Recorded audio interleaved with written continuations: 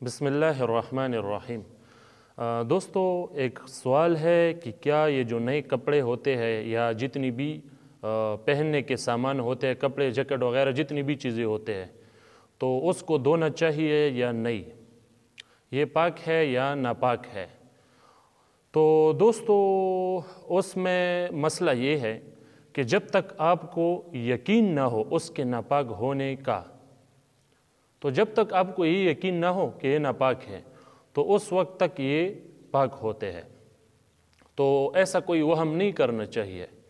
फिर भी अगर तबीयत नहीं मानती और वहम हो रहा है उस आपको, तो बिल्कुल धो ले, उसे कोई बात नहीं।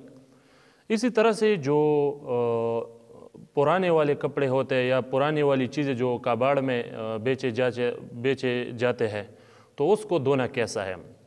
तो दोस्तों, उसमें मसला ये है कि ये चूँकि बहुत से लोगों ने पहने होंगे और तबीयत में कराहत सी भी उससे होती है कि पता नहीं कैसे कैसे लोगों ने उसको पहने होंगे, कैसे कैसे उसमें जरासीम होंगे, तो तबीयत में चूँकि बहुत उससे कराहत होती है तो उसको फिर धोना चाहिए।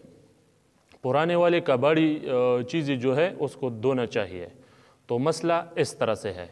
बाकी वल्लाहु आलम।